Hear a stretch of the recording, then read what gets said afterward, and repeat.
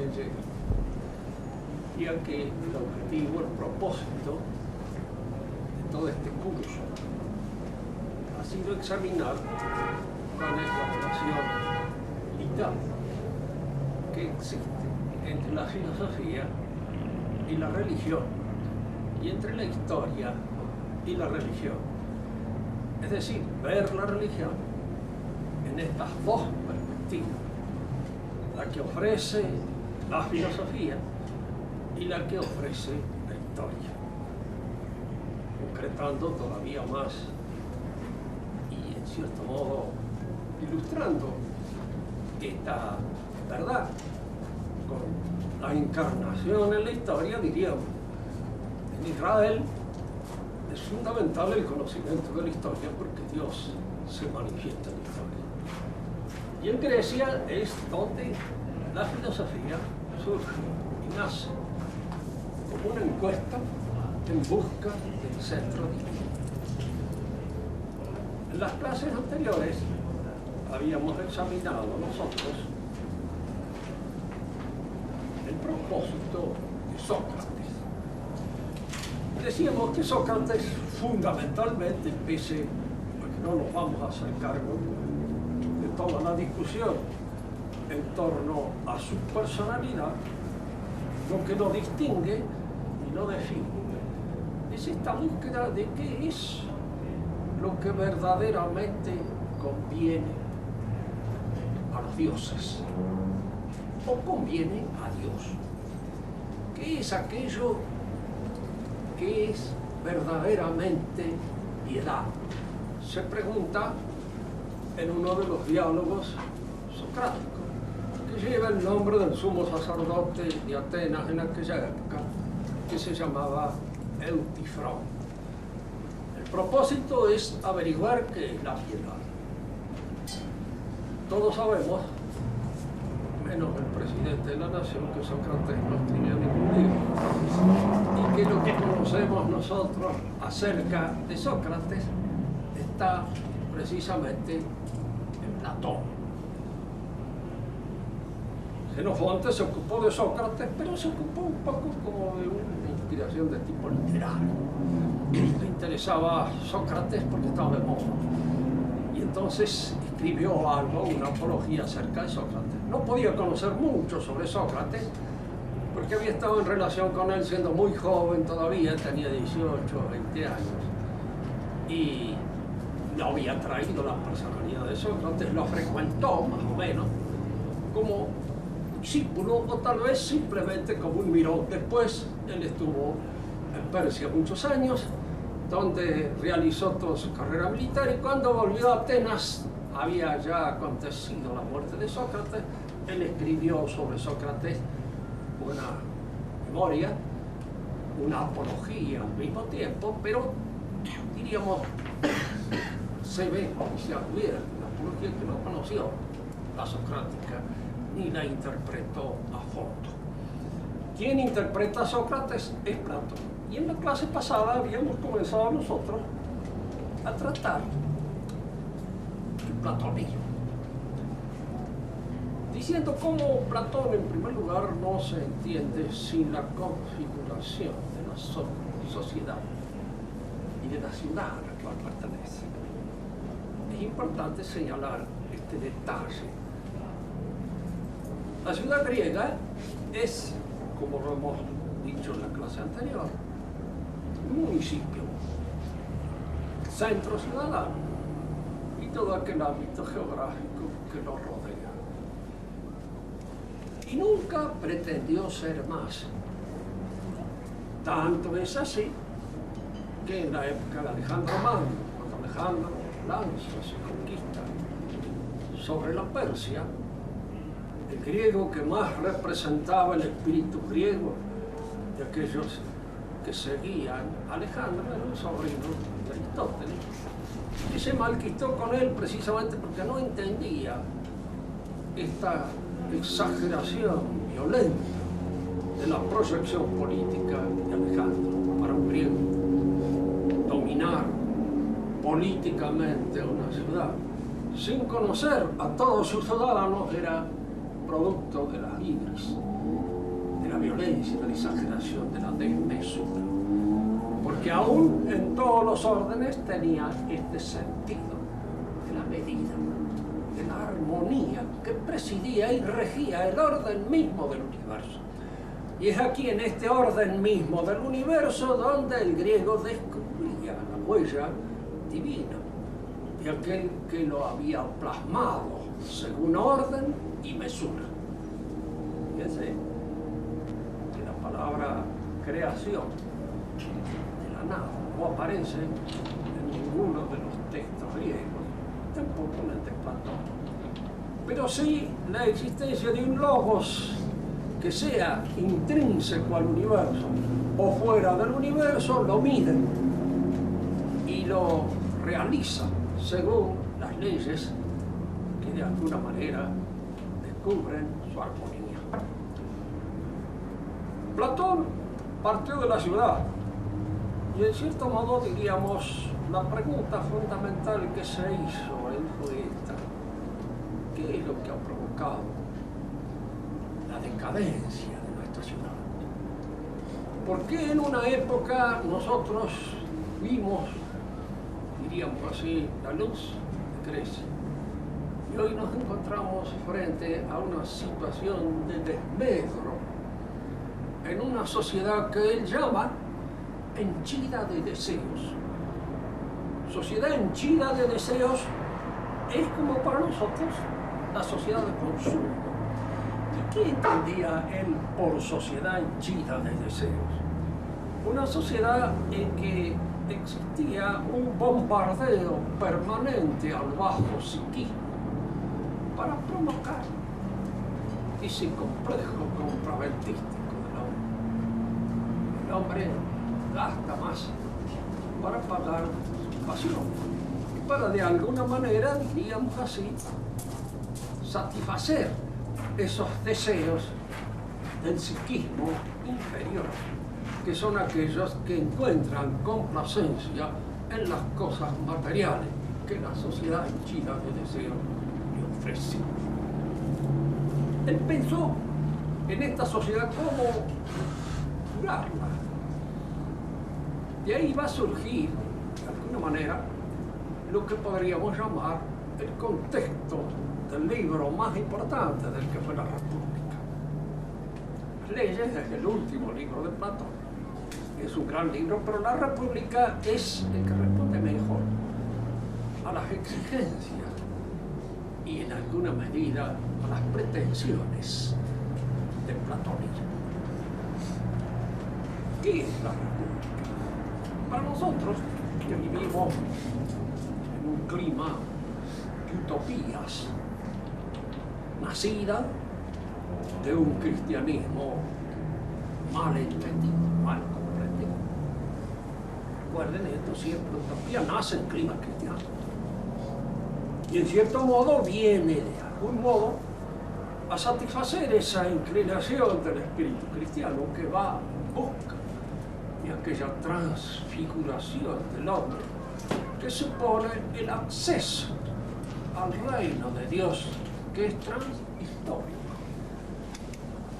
Indudablemente, cuando se pierde la fuerza, el impulso, el empuje que conduce hacia la ciudad de Dios, al reino de Dios, que está allende la historia, esta fuerza sirve para incoar el nacimiento de una sociedad perfecta que se realizaría aquí en la tierra por la única fuerza transfiguradora del hombre mismo.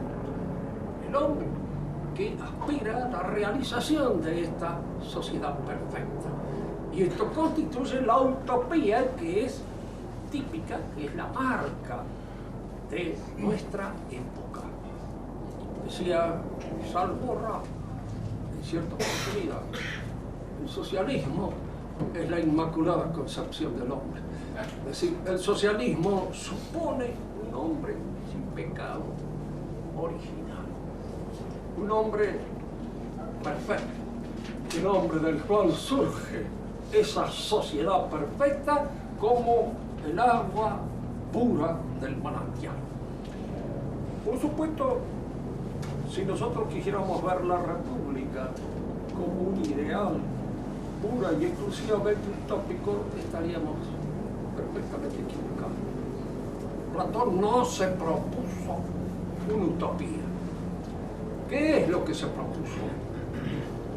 Diríamos, y sigo en esto la inspiración de uno de los más profundos tratadistas acerca del tema platónico, que fue Werner Schlegel, en su Paideia, cuando nos dice que lo que sirvió a Platón de modelo en su trabajo sobre la República fue la medicina. El médico trabaja sobre una idea fisiológica de hombre sano, sabiendo perfectamente bien que el hombre sano no existe. Como parece, todos los hombres padecen de algún defecto, de alguna deficiencia, de alguna falla. No se habla aquí del pecado original, pero de alguna manera se está rozando esta verdad tradicional cuando se observa al hombre como un ser que no alcanza, no logra, no realiza su perfecto equilibrio. Pero indudablemente el médico tiene que tener una idea de la salud para restaurar el equilibrio de la vida humana. Y en el platonismo, en la escuela de Platón, surge esta idea de que la tarea del político es una tarea análoga a la del médico. Idea que va a desarrollar de una manera mucho más acabada y completa Aristóteles, que precisamente era médico. Por lo menos lo era por familia, y en aquella época pertenecer a una familia de médicos era casi inevitablemente ser médico y tener, en alguna medida, el hábito intelectual típico del médico. ¿En qué suponía? Porque Aristóteles fue platónico. No nos olvidemos que vivió en la academia hasta los 40 años. A los 40 años un hombre ya está hecho y está formado. Y en esa academia se discutieron muchísimas cosas, de las cuales algunas él va a desarrollar con posterioridad según teniendo una inspiración propia que lo separa en alguna medida del platonismo clásico, acabado, pero que no están reñidas con el platonismo en general, porque surgen de ahí, como el agua del manantial. No olvidemos nunca que Platón fue probablemente la figura más inmensa de la Grecia. Aristóteles lo corrigió, yo no era uno de aquellos que lo corrigió, pero esta corrección hecha por Aristóteles supone todo ese material que se encuentra en el platonismo, a veces en estado de magma, en un cierto estado de confusión, y al cual Aristóteles le da forma. Platón se propuso hacer esto, porque suponía, exactamente como lo va a desarrollar posteriormente Aristóteles, que la tarea del político es un poco como la del médico. Y acá es donde nos permitimos esta digresión, con el propósito de ilustrar mejor esta idea. Generalmente cuando uno es joven, está siempre pensando en cuál es el modelo de sociedad perfecta a la cual tendríamos que acomodar nuestro ideal. Y muchos creen, incluso algunos creen que cuando el pueblo se posicione va a ser todos radicales, o van a ser todos de algún modo demócratas, o van a ser de alguna otra manera socialistas, cualquier otra cosa distinta. Suponiendo indudablemente en el horizonte el dibujo de una sociedad perfecta a la cual los hombres, gracias a la educación laica, van a ir arrimándose poco a poco hasta alcanzar esta figura de plenitud que es el perfecto demócrata, el perfecto radical o el perfecto socialista.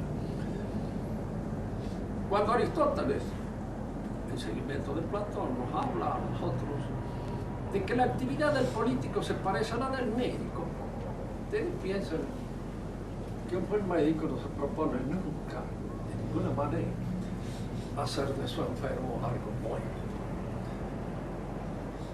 Yo me hago ver por un médico parte del supuesto de que tengo unos cuantos años arriba de la cabeza y de que indudablemente hay deficiencias que ya son incorregibles y que no pueden de ninguna manera ser transformadas por ningún remedio ni por ninguna mediación mágica que pudiera actuar sobre mí. De manera que hay que actuar sobre este enfermo que tiene una salud precaria de conformidad con las posibilidades que efectivamente tiene de conservar un precario equilibrio por un tiempo más.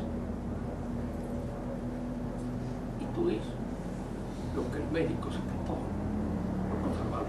Si uno dijera yo me voy a hacer ver con un médico para salir como cuando tenía 20 años, resultaría absurdo.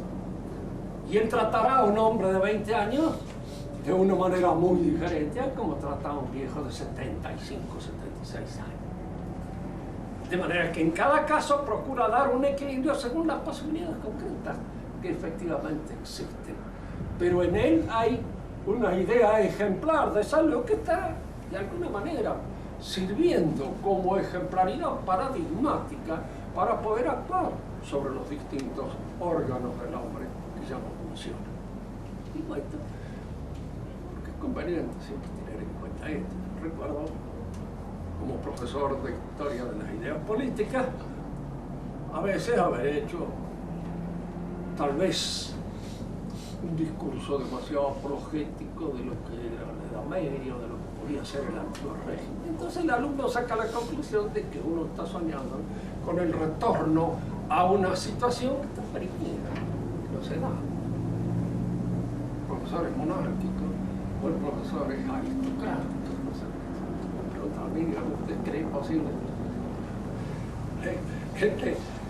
sacar la monarquía en este país donde no hay monarca, donde no hay tradición monárquica, donde no hay absolutamente nada que pueda restaurar la posibilidad de una situación política? Eso es completamente absurdo.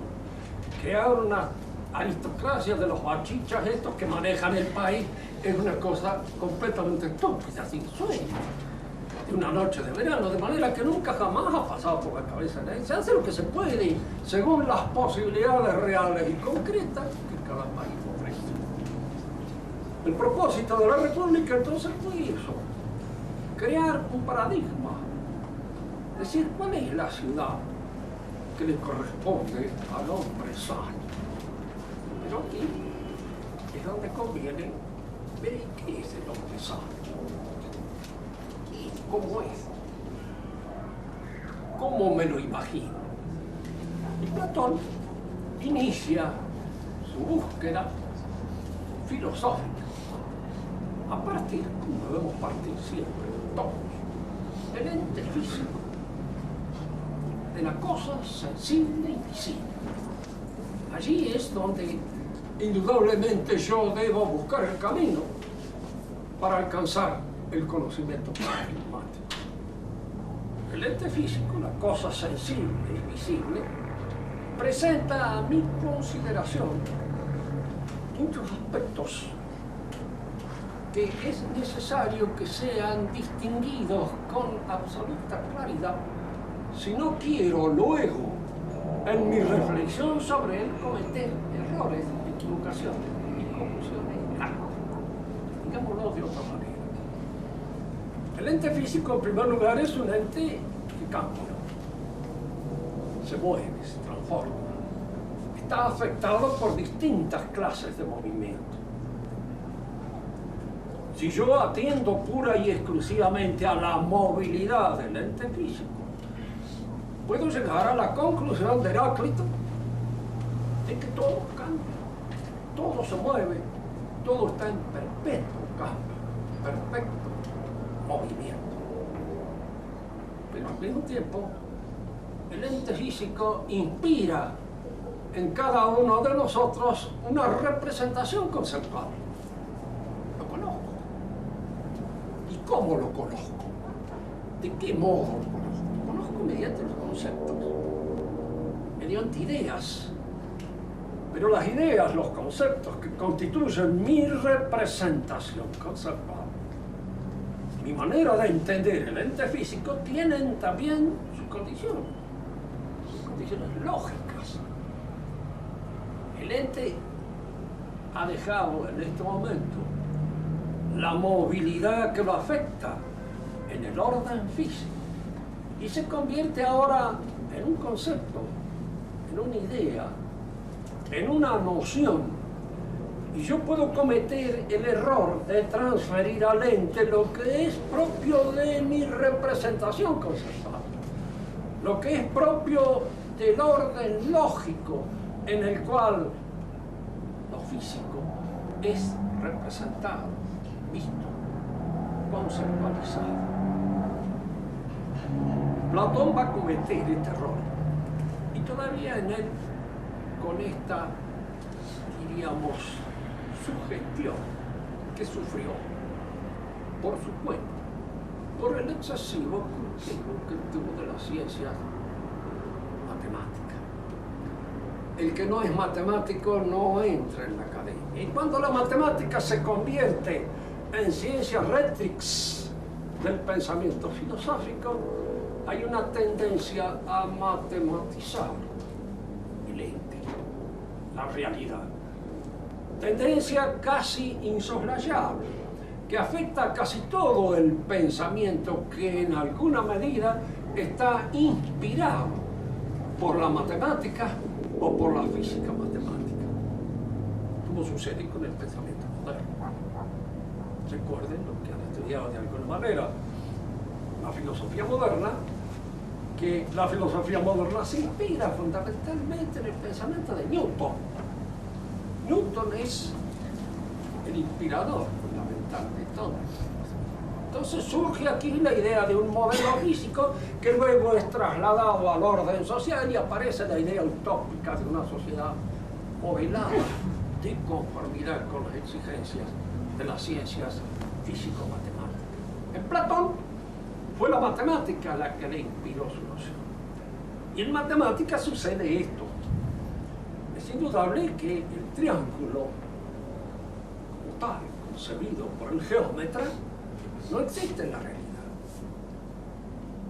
En la realidad lo que existe puede ser más o menos triangular, pero este más o menos supone una serie de deformaciones, supone una serie de alteraciones en el carácter, en la presentación física de las cosas que el triángulo matemático excluye por antonomasia. No están consideradas en el triángulo matemático. El triángulo matemático es uno, es eterno, porque está fuera del orden real, es inmóvil, es absoluto y es puramente espiritual. Yo tengo acceso a él por un ejercicio de abstracción que es puro y exclusiva obra del espíritu. Platón era matemático y tenía una tendencia inevitable a ver los entes de la realidad de conformidad con la fijeza del paradigma matemático. Y es con la fijeza del paradigma matemático que él supone de que existe un universo, un cosmos novedoso. No, he dicho mal una palabra. Existe. Es una palabra que Platón no usa. Es una palabra que surge en filosofía con mucha posterioridad a Platón. Nace recién en el siglo XVII para indicar el carácter efectivo, real de las cosas. Platón habla de ser, es. Hay o es un cosmos novedoso, un cosmos de ideas puras, a la manera de las ideas que maneja el matemático, de conformidad con el cual ha sido hecho este mundo. Pero este mundo es un mundo que se aproxima muy deficientemente al mundo de las ideas paradigmáticas o puras, porque hay en él un elemento irreductible a la racionalidad que es la materia. Entremos de nuevo en una comparación que nos permita entender mejor. Entender. Si yo quiero racionalizar, diríamos, un cilindro de madera con el objeto de venderlo, con su volumen, el volumen que tiene. yo tengo que crear un cilindro matemático puro, eliminando todas aquellas irregularidades que se dan en el tronco del árbol en el cual he inspirado mi cilindro. Yo voy a sacar una cuenta exacta si de algún modo las medidas de la base del cilindro, de la altura del cilindro, la circunferencia, etcétera, son bien tomadas. Porque si no las tomo con exactitud no me va a dar un resultado claro. No lo voy a poder racionalizar de una manera efectiva. El cilindro es racionalizable en la medida en que lo convierta en una noción pura. Y dejo de lado toda aquella impureza que surgen de las características materiales del cilindro real que es el árbol. De su corteza, de sus asperezas, de sus deformidades, de sus nudos. Prescindo de ello. Hago eliminación, hago abstracción de ello. Y mantengo aquí mi fijeza en una noción pura, racional. Para Platón, lo que era, lo que efectivamente era, tenía que responder a las exigencias de la más completa y absoluta y perfecta racionalidad. Tenía que ser racionalizable, conceptualizable en todos sus aspectos.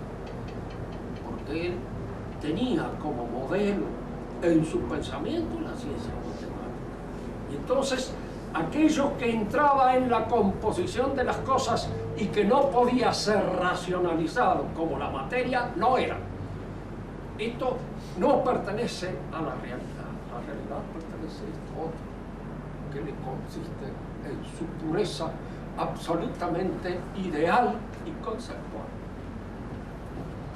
Tenemos dos mundos en Platón. Mundo ideal, cosmos, no todos que dicen. Y un mundo real, sensible, afectado por la materialidad que es el cosmos, aceptoso, en el cual nos movemos todos nosotros. Pero ¿cómo establecer la conexión entre estos dos? Pensemos simplemente en algo que nosotros no estamos en una academia de filósofos, sino que estamos en un grupo de gente que trata buenamente de entender lo que son estos problemas. Hay un mundo ideal y un mundo real. Si nosotros quisiéramos decir de un hombre ideal y de una mujer ideal, ¿se pueden tener hijos? No. ¿Por qué? Porque son ideas. Simplemente, y de las ideas no surge nada. Porque no hay en ellas ni movilidad, ni capacidad de engendrar nada. ¿Cómo entonces el mundo real, el que existe, surge de aquel que es, pero no existe? Es una pregunta que Gilson hace con mucha gracia en el libro del que se llama L'Être et l'Essence, uno de los libros más profundos escritos por Gilson. Ser y la esencia. Libro importante, interesante para estudiar bien la relación entre estas dos nociones. Un mundo que existe está dependiendo en su realidad de un mundo que no existe, lo que es. Es, pero no existe. ¿Por qué? Porque para Platón ser es igual a ser conocido. Es decir, de alguna manera ser es lo que es razonable, lo que es racional, lo que pertenece al orden de la conceptualización, al orden de la interpretación lógica. Si nosotros hemos visto a Heráclito encandilado por el movimiento de las cosas y llevado a interpretar toda la realidad en función de ese movimiento, lo vemos ahora a Platón encandilado por la representación lógica de nuestros conceptos, que él concibe a la manera de las matemáticas. Y se le plantea acá un dilema que él filosóficamente no puede de ninguna manera resolver. ¿Cómo yo explico la aparición del mundo de las cosas concretas, existentes, reales, materiales, a partir de un mundo de ideas puras, ideales? Platón filosóficamente no lo resuelve. pero lo resuelve religiosamente. Es decir, no lo resuelve la inteligencia platónica en uso de aquellos instrumentos nocionales que el platonismo le inspira, pero lo resuelve Platón en función de la fe de Platón. Aparece allí un Dios. Uno le preguntaría a Platón, pero dígame, ¿ese Dios es una idea o es un ser real? Le dirán, no, real. Entonces, ¿a qué mundo pertenece? ¿Al cosmos loetos o al cosmos aceptos? No pertenece a ninguno de los dos mundos. Pertenece en alguna medida a la fe de Platón, pero es un Dios que es capaz de contemplar el mundo de las ideas, verlo, observarlo y de conformidad con él, fabricar con la materia el mundo de las cosas reales. Quiere decir que en esta fabricación del mundo hay dos aspectos que preexisten a la acción de Dios, el demiurgo.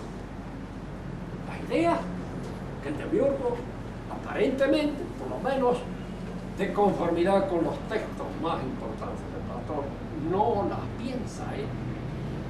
Y la materia, que tampoco ha sido creación de él, es algo que preexiste en su acción. De manera que la fabricación del mundo, llamémosles así, con este término un poco grueso, un poco grosero, pero que en alguna manera está, diríamos, ilustrando mejor el concepto que Platón se hace de la formación del universo. Este Dios, ¿de dónde surge? De la fe de Platón, de la tradición religiosa griega.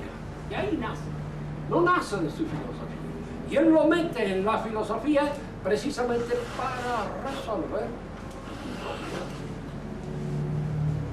Es este demiurgo, este Dios, el que va a permitir el puente de unión existencial que debe haber entre el cosmos de las ideas puras y este mundo de las cosas concretas, sensibles, en la cual nosotros nos movemos. Y ahora, para terminar esta conversación de hoy, planteemos este otro problema, porque Platón se pregunta también, ¿y qué es el hombre en la ciudad? ¿De qué manera el hombre se relaciona con la ciudad? ¿Y en qué medida la ciudad es una proyección del hombre? Es algo que pertenece necesariamente a la esencia del hombre. Fíjense que estas nociones de esencia, ¿sí?, aparecen ya más o menos perfiladas en el platonismo. El hombre se da en la ciudad. Es en la ciudad donde este hombre debe conquistar su naturaleza verdadera, su verdadero ser. Debe alcanzar, mediante ese dinamismo que es propio de él, aquel fin para el cual está destinado. Y en el alcanzar a este fin para el cual está destinado, el orden de la ciudad en la cual vive cumple una tarea fundamental.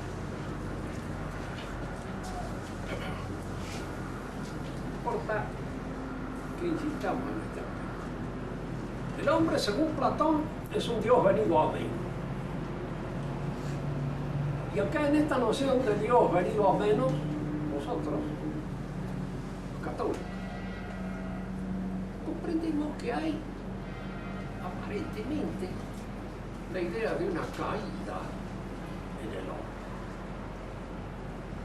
Fíjense que esta idea de la caída, de la pérdida del paraíso, de la pérdida del Edén, es una idea tradicional que a nosotros nos viene por vía bíblica, pero que los hombres han conocido siempre, según distintos criterios que se han hecho en torno a la interpretación de esta situación.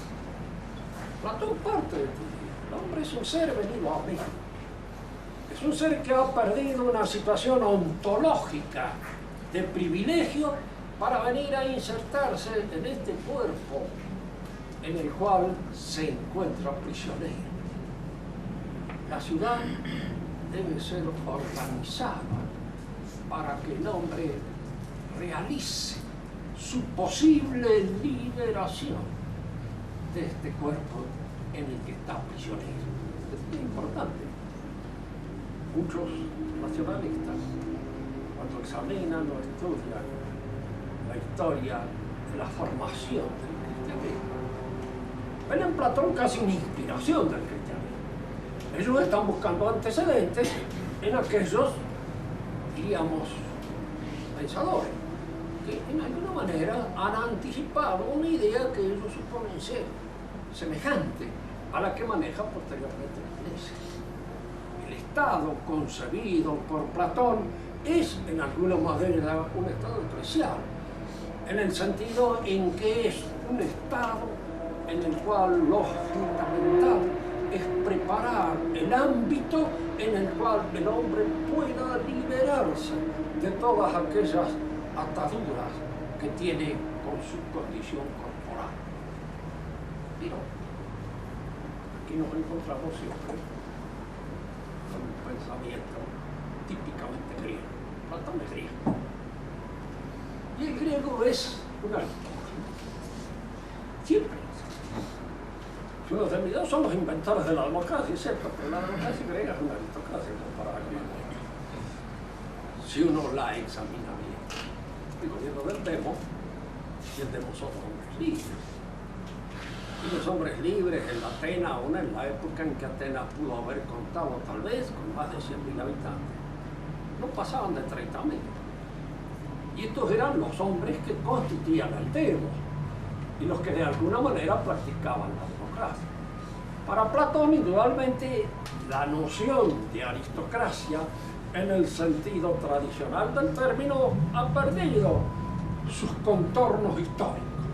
Ya la aristocracia no se adquiere pura y exclusivamente por una razón de nacimiento, es una razón de capacidad intelectual, espiritual, y es conveniente que la sociedad esté organizada de tal modo que los mejores elementos de esa sociedad sean purificados, sean escandados, sean rescatados y convertidos de alguna manera en aquella clase dirigente que creará el clima político admisible para que en ese clima se produzca esa liberación, no de todos.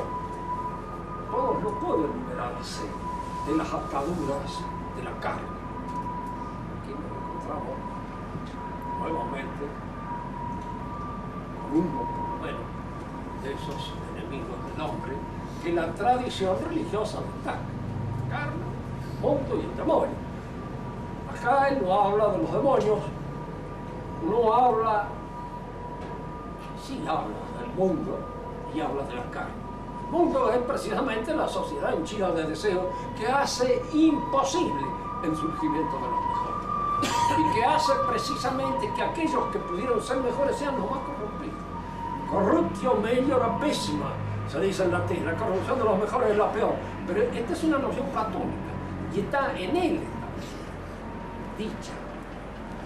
En esta sociedad henchida de deseos, los mejores se echan a perder más profunda y más rápidamente que los peores, porque tienen más condiciones para echarse a perder y para hacer daño. Hay que crear entonces el ámbito social que haga posible que el hombre en él encuentre el clima propicio para su liberación, para la liberación del alma. Y esto es el objetivo fundamental de la República. Dos son los caminos que conducen a ese reino en el cual el hombre vuelve a recuperar su patria original y abandona todas sus vinculaciones con la vida corporal, que es vida desfalleciente y vida decadente.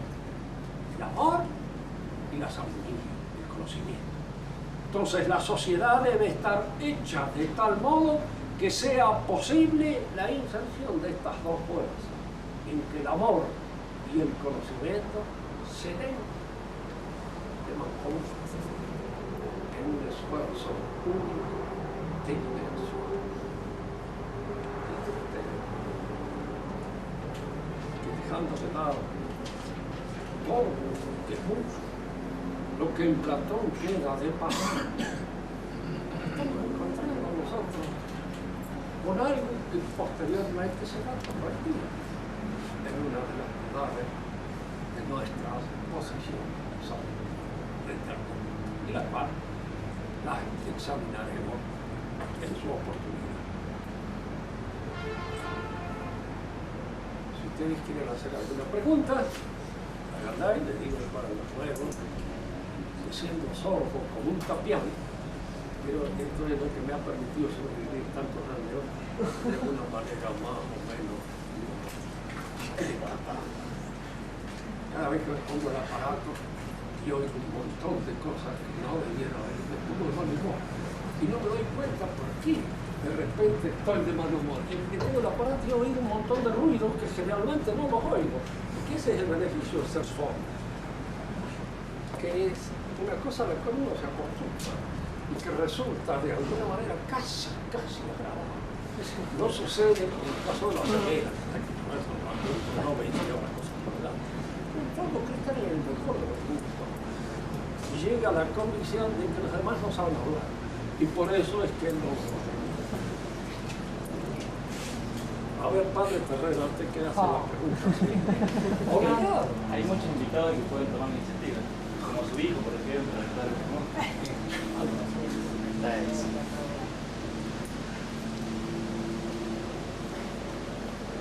Y usted está estudiando Platón por ahí, alguna cosa se le puede ocurrir a usted. Bueno, para Platón, ¿qué es más importante, la vida especulativa o la vida política? ¿La vida teorética o la política? No, fundamentalmente es la vida teorética, porque el hombre está destinado a la contemplación. Piensen que los griegos inventaron el término teoría. Y la palabra teoría significa siempre la posibilidad de contemplar lo que Dios ha hecho. Teo es la raíz de teoría. ¿Qué quiere decir Dios? Es el mundo moderno, el que surge, diríamos, con una visión que ya no es teórica del mundo, sino política. Marx le llama práctica, no porque no supiera griego. Digo esto porque Marx tenía una educación mucho mejor y más completa que la que yo. Era rico y se había educado en un excelente colegio en donde aprendieron griego y latín. Y leía el griego en sus textos originales aún al final de su vida, de manera que sabía griego. Pero en el contexto a veces de los términos, la palabra praxis en griego quiere decir muchas cosas, varias cosas. Diríamos acá un poco haciendo la excursión al margen. Precisamente esta posibilidad semántica de los términos griegos de poder decir muchas cosas es la que hizo que la Iglesia prefiriese el latín. El latín es de inspiración jurídica. Y los juristas, si bien les gustan las confusiones cuando van a hablar de suplementos, digamos, tratan de evitarlas cuando se trata de proponer algo que no quieren que se preste a discusión. Y entonces tratan de ser precisos. El jurista es preciso. Y hay por lo menos una intención de precisión. El latín es más pobre que el griego, es más preciso. Se ajusta más contundentemente a las fórmulas paradigmáticas. Y en este sentido, yo creo, ya cuando uno se pregunta eso, que el objetivo de la vida del hombre es teórico, la contemplación. Pero el orden político tiene que permitir esta contemplación. Y es por eso que muchos tratadistas modernos dicen, ya Platón está en el estado totalitario. Son confusiones de épocas que no corresponden. En Platón no hay idea del estado totalitario. Fundamentalmente lo que hay es que el Estado debe auspiciar la posibilidad de liberación. Hay sí un Estado eclesiástico, es el objetivo. Incluso más pensado por un solterón pasado, fundamental, del cual todas las ideas de él surgen en él. En Platón siempre hay un poco esa deformidad que tuvieron los griegos y que tiene nuestra civilización también, de haber sido pensada en función muy exclusivamente masculina. La sociedad espartana dio de eso. La lógica masculina predomina y todas las cosas. Y no hay lugar para la lógica femenina. Lo femenino y lo masculino forman parte de eso. Conviene que estas dos cosas se den armonizadas, equilibradas, como en esa Edad Media que Verlaine llamaba enorme y delicado, ¿cierto? Porque estaba en ello el ímpetu propio del varón y la delicadeza del femenino, en el símbolo de la Virgen. Otra pregunta. Otra pregunta. ¿Por qué el filósofo se tiene que dedicar a regir? ¿Por qué el filósofo? ¿Por qué el filósofo, según el plan de la República, se dedica a regir, a ejercer una acción política? Bueno, es que él supone, digamos así, que el filósofo es el hombre que sabe, que conoce. Nosotros que tenemos de filósofos una experiencia completamente diferente y sabemos que lo peor que se puede hacer es darle hasta una intendencia a un filósofo. Habría que evitar que hablara. Pero Platón no pensaba en ese personaje como filósofo. Él pensaba en el filósofo como el hombre que está capacitado para la comprensión, para el entendimiento. Y al fin de cuentas, el régimen político es un régimen que tiene que estar manejado por alguien que sepa. Fíjese que Platón escribió 3 libros sobre política. El político, la república y las leyes. Y en cada uno de ellos trató el problema dentro de una dimensión un poco especial. En el político se pregunta cómo debe ser el gobierno para aquel que tiene el conocimiento de la cosa pública. Es probable que lo tenga la muchedumbre. Dice que no. Llega a una noción monárquica del gobierno, porque la decisión en última instancia está dependiendo siempre de uno. Pero no olvidemos esto, que lo hemos repetido muchísimas veces acá. La palabra autoritas supone autoría,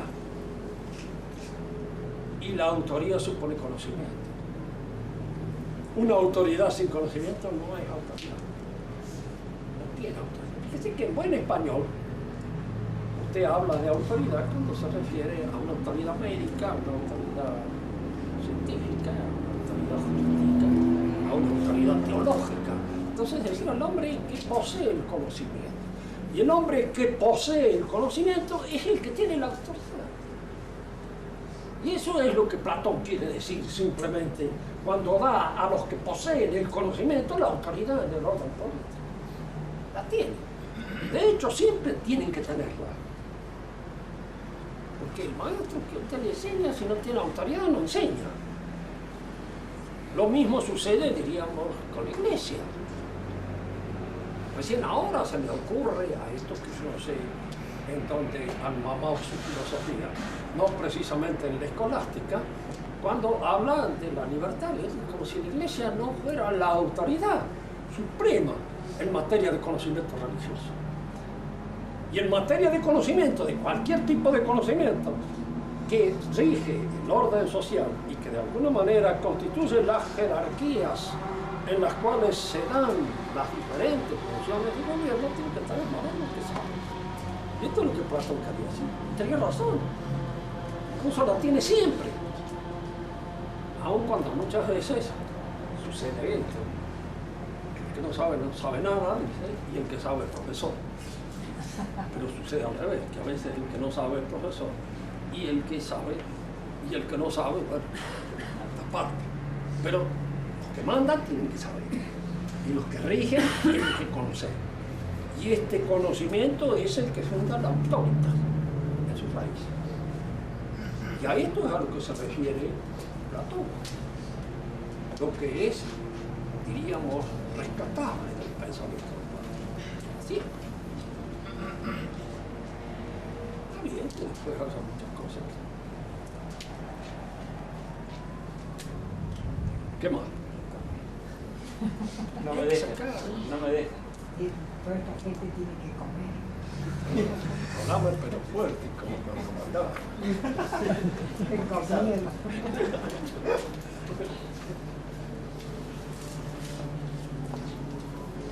A ver, padre Olvero, usted que es jurista. No, estaba pensando en la obra de los jesuitas en América y las reducciones. Y creo haber leído alguna vez, si no me equivoco, que pusieron en práctica, o quisieron poner en práctica, y quería preguntarle qué hay de cierto, un poco la idea de Platón en la sociedad, digamos, de los símbolos. Si es así. Sí. Lo que pasa es esto, siempre cuando uno hace o trata de organizar una sociedad sobre sus verdaderos fundamentos, sin querer platoniza. Tiene que permitirse. Sin querer platoniza. Porque esta idea de que los filósofos, lo que pasa es que nosotros tenemos ya una idea cómica del filósofo. ¿Sabe? Claro, pero es una idea no, que saben. Que los que saben manden. Lo que constituye la universidad, lo que constituye los ejércitos, lo que constituye la iglesia, son los que saben sus respectivas cosas. Son ellos los que de alguna manera constituyen la autoridad ética de banda. Y mira, ¿qué es lo que nos enseñan a saber? Esta es una cosa que se pierde un poco de vista cuando se habla de la libertad, como si la libertad fuera una cosa que se diera en cada uno de nosotros sin ese paso inevitable a través de las autoridades que nos enseñan a ser libres. El derecho al error. Pregúntale a un profesor de matemáticas si el alumno tiene derecho al error. O le mete un huevo cuando no aparece, digamos así, la cuenta bien hecha. Entonces, derecho al error, no se erra. Errar es humano, es bien médico. Erramos todo, y mira, pero se ponen los pasos y quedan para el otro examen. Entonces vuelven el otro examen, ahora habiendo corregido todos los errores que hice. ¿Y quién es el que impone ese conocimiento? El que lo posee. El que tiene autoridad. La autoritas. Y es en ese sentido en que el platonismo es interno.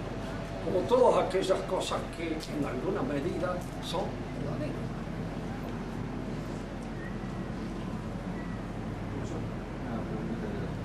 Quizás no tenga que ver específicamente con el tema de hoy. Cuando se habla de sabiduría, se la compara con salvación, con la salvación del alma. Se está hablando de lo mismo, ¿cierto? Como sinónimos. Bueno, no son sinónimos.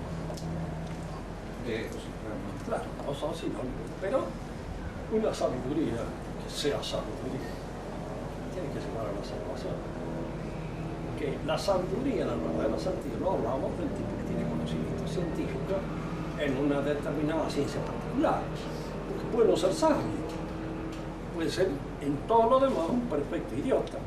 Había un amigo mío que solía decir esto: hay dos clases de imbéciles, los imbéciles totales, que son imbéciles sin discusión, y los imbéciles parciales, que son imbéciles en algún rasgo del saber, en alguna. Ahora, el que tiene sabiduría se entiende que es aquel que sabe, que conoce la ciencia que de alguna manera nos permite la salvación. Esa es la auténtica sabiduría. Si no fuera sabio la persona, ¿puede salvarse? Sucede esto, así conviene entender esto. Que siempre es conveniente que se sepa lo esencial para que la salvación sea posible. Uno piensa en esas viejitas analfabetas, de padre y madre, póngale dos cosas, que conocen lo que es fundamental para el logro de la salvación de su alma. Tienen sabiduría, tienen su sabiduría. Porque a veces sucede esto, las verdades prácticas, que son dadas en las virtudes, nos permiten a nosotros ver ciertas cosas que el hombre malicioso no las conoce, no las ve. En cierta oportunidad hablábamos, yo le decía, el diablo es un gran conocedor, pero le falta el bien del intelecto. No conoce bien, fundamentalmente, porque si no, no sería lo que es. Él es el enemigo precisamente porque no sabe lo que debe saber. Y hay ciertas cosas que se saben en función de cierta pureza de la intención. Tomemos un ejemplo común. Para un hombre vicioso, la virtud es aburrido. Como me decía en cierta oportunidad una dama bastante ligera de costumbre del casco. Y si yo entiendo a la señora respecto a mi aburrido, dice, nadie le dice un piropo, no las tocan por las calles, no, se aburre. Ella no entendía, pero el que la practica sí la entiende. Porque sucede analógicamente lo que sucede con aquel que es limpio, no puede aguantar la música. Y de ninguna manera puede estar sucio, se lava. Y aquel que de alguna manera tiene el desarrollo de ciertas virtudes ve las cosas que son fundamentales para el perfeccionamiento de su vida. Lo ve con ese candor con que suelen verse las cosas de la gente del mundo. Que no tienen un gran saber, pero tienen el saber de lo que es estrictamente necesario. También son sabios. Y eso a veces sucede. Precisamente los griegos eso no lo entendían mucho. Eso su concepción era aristocrática y el cristianismo iba a chocar un poco con la mentalidad griega. Y los griegos no entendían muchas veces por qué esta prédica a gente que se puede salvar, este tipo que no tiene ni idea de lo que ellos son, ser humanos, etc. Pueden salvarse.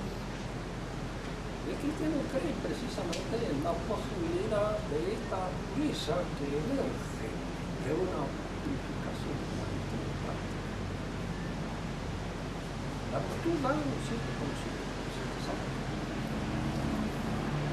Y este saber es el necesario y el fundamental para el